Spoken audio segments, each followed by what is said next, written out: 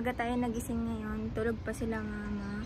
So, ako muna maglilinis-linis dito sa bahay dahil off ko ngayon. And gagawa tayo ng tempura bago sila magising. Ang ganda ng panahon ngayon, oh. Maliwanag lang. Ayaw mo? Oy, hindi niya ayaw. Matigas kasi yan. Bagong treats ni Same Rutoy. You don't like this? Oh. Gusto niya eh. Tingnan mo, ayaw magpakuha. Go eat. Ba't ganyan itsura mo, ha? Sige na. Ginawa na rin natin ng food si Summer. For breakfast. Kasi ano siya eh. Sumusuka siya ng kulay yellow pagka late yung kain niya. Ayan guys, nagising na si mama. Nagigising na isa-isa ang tao sa aming kabayan. Sabi niya lagi sa akin, wag daw ako mabilis magsalita. Medyo mabilis ako magsalita. Nasanay kasi ako sa trabaho namin. May 9 minutes lang yung calls namin. So, kailangan medyo mabilis kami magbigay ng information sa customers.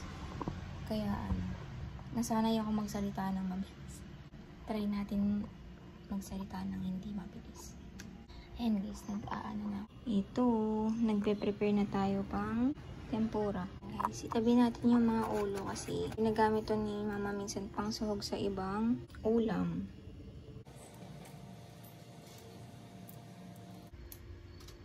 Hanggang dito lang yung tinatanggalan natin ng kaliskis. Para may hawakan tayo mamaya. Hindi siya buong shell na tanggal. Ito lang. Good morning guys! Tinangali kami ng gising. Si ate nagluluto na. Ngayon niya kinontinue yung dapat kahapon lulutuin niya. Pero habang gumagawa siya, magluto muna tayo ng breakfast. Scrambled egg lang. Tapos ayun, tignan natin si ate kung ano niluluto niya. Siya nag-film eh. Hinahayaan ko siya para masanay sila mag-film. Malay mo, magkaroon sila ng sariling channel, diba? Habang bata pa sila. Kain muna tayo ng itlog. Scrambled egg lang to and with bread. Para kay Mauricio. And kape. First kape ko to, alas 12 na. Ito sa akin. Ayan, gising na rin yung dalawang bata. Buti na lang may mangga pa na hindi maasim. Tapos yung niluluto ni ate. Maluluto na din. You sleep good? How you feeling, Pia? I feel normal naman. Yung sa nose mo, no clogging, no runny nose, wala. But her voice so different. Oo, no. Yung coughing mo, wala. Sometimes. I heard her cough this morning. Huh? Like you randomly cough in your sleep. Oo. May random coughing lang siya eh. Mabuti na lang at napaka-fresh pa nung vaccine niya, yung flu vaccine.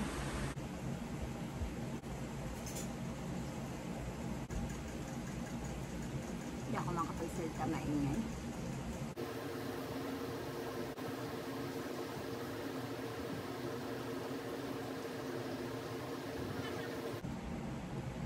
Okay lang.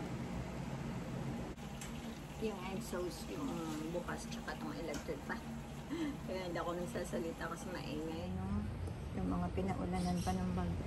Ayan, no? Nung bagyong Karim, no? Pero hindi ko siya kasi inaangat kasi gusto ko siyang i-pesticide. Sa gabi lang kasi pwedeng i-pesticide yung mga halaman. Bawal sila sa araw, masusunog. Tapos ayun mga pinagsisira ng ibon na yung mga nakatumba na yun. Ayun. Ibon yan. Ayun o. Ito. Tephro-cactus. Ayun, may cactus na nakatumba. Mga ibon yan. Lalagyan ko sila ng stick.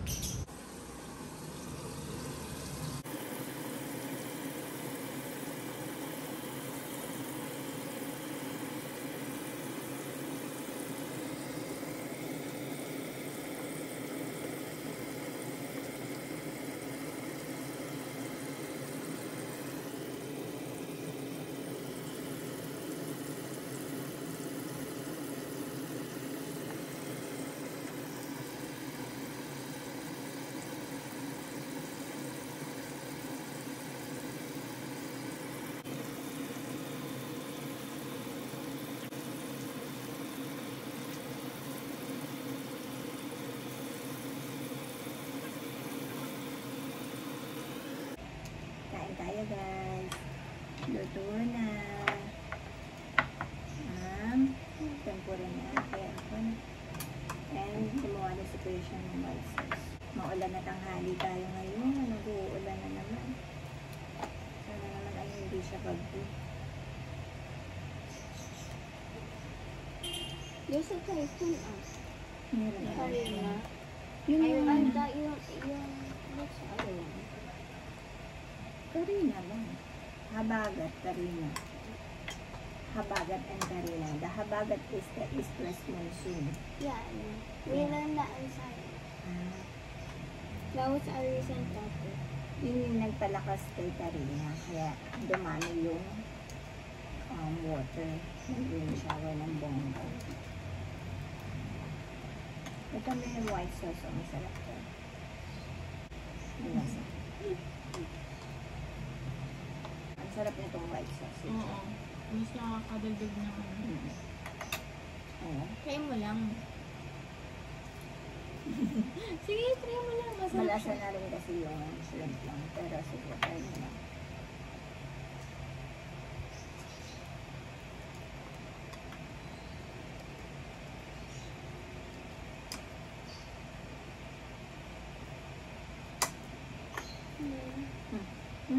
Ito po.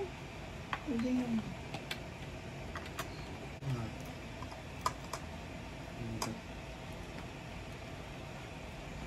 Parang kanina paanda na. Sarap. It is good, but I don't like. I don't want it. I prefer Bawal. it loose. Malasa na rin kasi yung shrimp lang. Gusto ko pang Mm. So, ayan. Nagpe-prepare tayo. Papunta tayo sa grocery. Meron lang tayong bibili na kailangan. Dito lang sa malapit. Sa Robinson. Gamit tayo ng bag kasi nawalan ako ng ganito na coin purse. Ito lang dala ko, tsaka cellphone. Ano, paghatid ko sa bata, ano siya, hindi ko na malayan. Nangihinayang ako. Susi ng bahay, tsaka 700 plus pa yung laman. Sayang. Kaya sabi ko, naku, kailangan to na mag-bag. Kaya, ayan. Nakahanap naman ako na itong maliit na bag. Sobrang tagal na rin itong bag na to. Pinili ko nga to kay Ine. Hindi naman yung ginagamit. So, gamitin natin. Kailangan lang mag-bag ng ate girl mo. Makakalimutin na. Si Pia lang kasama natin. Tara na. Ayaw nga. Yaman natin. Tara na. Sige, lower. Ayan. Kami lang ni Pia dahil malapit lang naman. Tsaka mga tatlong piraso lang yung kailangan natin bilhin. Hanggang sa in a few days lang, mag-grocery na rin tayo ng weekly grocery. And magtapon muna tayo ng basura. Sinabay ko na rin sa pagbaba. Ang dilim, parang uulan. Diyan ka na lang, baby. Hintayin mo na lang ako. Stay ka na lang dyan. Please dispose of trash. Gagawin muna tayo ng kamay. Halika na. Up there. Halika na bago pa tayo ulanin. Ano, feels... Feels cold. There's a cut. Sige. Ayan, kapal na naman ang ulap ko. Mga gloomy na naman. Dito na kami.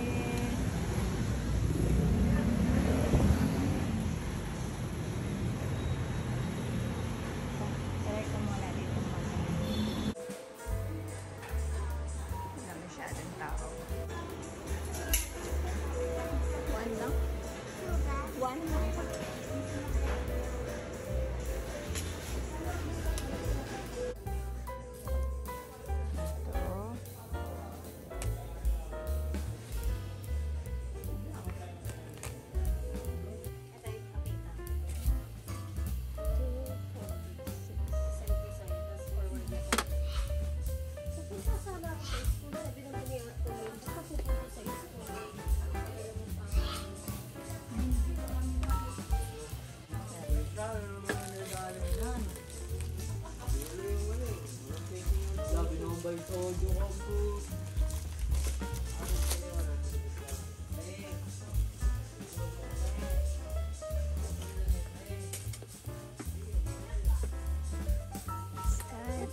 Ayun, meron na. Hindi namin nagustuhan to.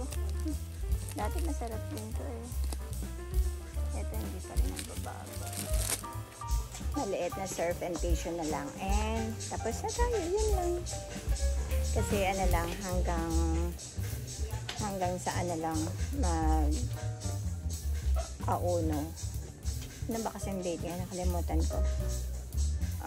Mamimili na tayo ng grocery. Kaya, maliit lang na grocery. Konti lang. So, tissue tayo and serve na maliit. Ayun yung sanitaire.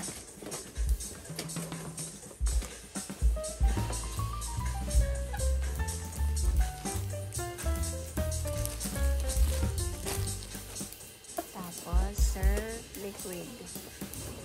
Mas maganda kasi ang liquid, hindi nakakasila agad ng washing. Ito.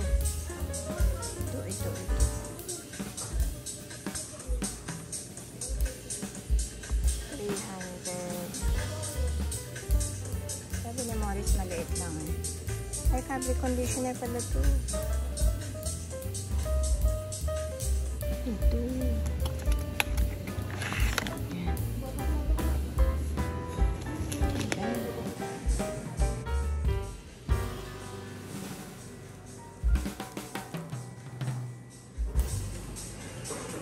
Bayad na. Uwi na tayo. Sana hindi umuulan.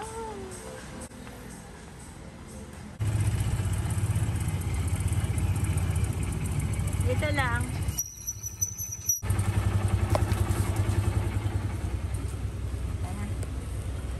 Please press the elevator.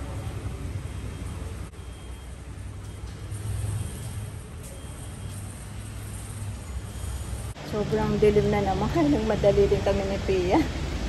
No? Wala ako yung ulan na ang bebe mo. I didn't even notice it was loud. Naku guys, suspended na naman ang klase bukas. Hindi naman dahil sa kung ano.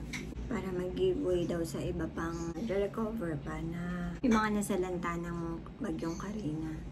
Tapos ngayon, no, parang kulimlim. Tagbagyo talaga yan eh, no? July to October or to September. Kahit naman mag-online, kung nabaha yung mga gadget, mahirap, no? Diba nga, nakwento ko, naranasan ko yung Ondoy. Ang hirap lumikas. Ang hirap iwan yung bahay mo kasi sa mga gamit mo na pundar. Kaya lang, naisip ko baka hindi kami makaligtas lalo eh. Kaya lumikas talaga kami, lumabas kami ng bahay. Talagang ginawa mo na lahat tapos wala talaga. Labas na, iligtas mo na yung pamilya mo, yung sarili mo. Tsaka na lang yung mga gamit. Kasi yun nga yung kasabihan, hanggat may buhay tayo, may pag-asa. Ibig sabihin, unti-unti makakakuha pa tayo ng gamit na nawala sa atin. Kasi naman, nawala nga yung gamit, nawala din yung mga buhay, di ba? Kasi pag tag-ulan, yun yung problema natin lagi yung pagbabaha. So, paano yun, di ba? Hindi lang isang beses tayong babahain, hindi lang tayo isang beses makakaranas ng malakas na bagyo. Baka meron pa, mas pa doon, di ba? Kaya dapat talaga meron tayong gagawin na paraan bago dumating yun. Kaya lang, di natin masabi, no? Pag yung sitwasyon natin ay hindi natin alam. Siguro yun yung mga gagawin ng, yun yung ginagampanan ng mga government na manghingi tayo ng tulong sa kanila kasi taxpayer naman tayo lahat kahit na mahirap lang tayo, taxpayer tayo. Yung mga binibili natin, tax lahat yun eh. Tulad na nagtesta kami, diba? Sinamantala ko talaga yun. Government program naman yun. Kaya kayo mga mamsi, mga tatay na walang ginagawa, mag-aral kayo ng kung ano yung TESDA program, magtanong kayo sa barangay nyo or mga schools or Google, ganyan. Sa city nyo, masarap ang may alam talaga. Ang daming nanay nakasabay ko na nag-aral doon. May iba-iba naman yun sila. May baking, may cooking, ganyan. Ikaw mamimili kung ano available nila. Kasi wala tayong hinihintay na grasya eh, wala sa langit. Wala. Pagtatrabahuhan talaga natin ang buhay. Mahirap humihingi. Ba't ba napunta tayo doon? Ano ba naman yan, joke?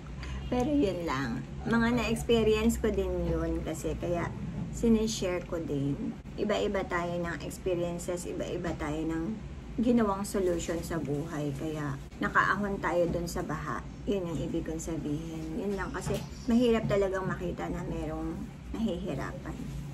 Kaya lang, kaya sabi nga ni Vice Ganda, diba? Okay lang na maging mahirap, pero wag mong tambayan.